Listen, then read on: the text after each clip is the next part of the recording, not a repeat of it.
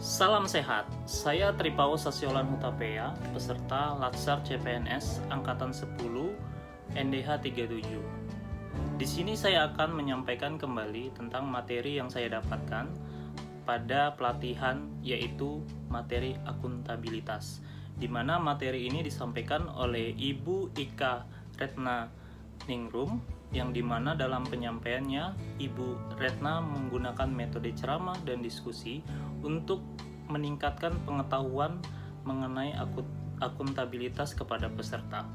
Baik, akuntabilitas adalah kewajiban mempertanggungjawabkan apa yang menjadi amanahnya, di mana akuntabilitas memiliki nilai-nilai dasar, di antaranya tanggung jawab, kesesuaian, terkontrol, integritas, transparan, relevan, dan informatif. Dalam pelaksanaannya, akuntabilitas memiliki konsep, di antaranya mampu mengambil pilihan yang tepat dan benar ketika terjadi konflik kepentingan antara kepentingan publik dengan kepentingan sektor, kelompok, dan pribadi.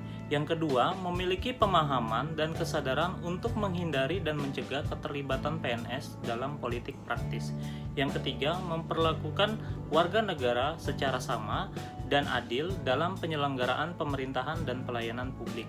Dan yang keempat, menunjukkan sikap dan perilaku yang konsisten dan dapat diandalkan sebagai penyelenggara pemerintah.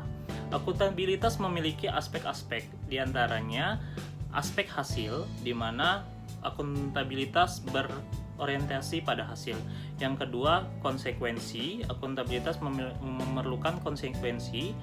Yang ketiga, hubungan. Yang keempat, laporan. Dan yang kelima adalah kinerja.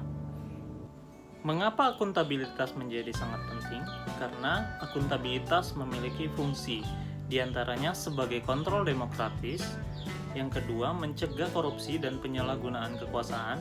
Dan yang ketiga, meningkatkan efisiensi dan efektivitas dalam pelaksanaan kegiatan.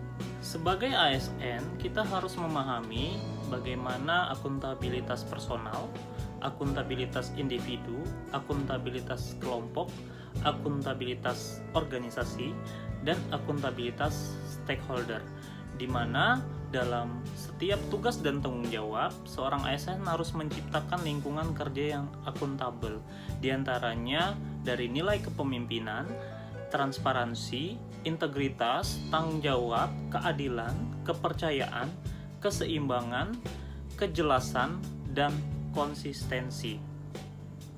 Untuk menjadi PNS yang akuntabel, maka kita harus mempertimbangkan beberapa hal, di mana diharapkan perilaku individu seorang PNS tersebut.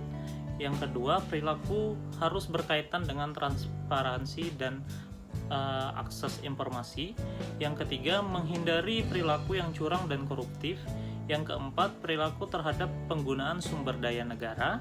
Yang kelima, perilaku berkaitan dengan penyimpanan dan penggunaan data serta informasi pemerintah, serta akan dilihat bagaimana konflik kepentingan yang terjadi.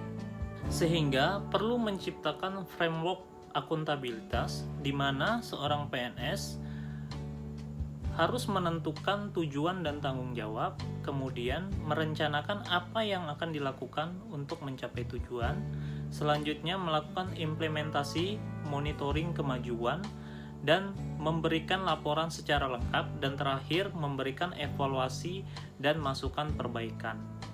Baik, sebagai tindak lanjut, dalam melaksanakan tugas pokok sebagai ASN atau sebagai dosen, saya akan berusaha menjadi seorang individu yang memiliki jiwa akuntabel, di mana segala tugas dan tanggung jawab saya dalam pengajaran, dalam penelitian, dalam pengabdian saya kepada masyarakat, saya akan kerjakan dengan memperhatikan nilai-nilai dari akuntabilitas tersebut.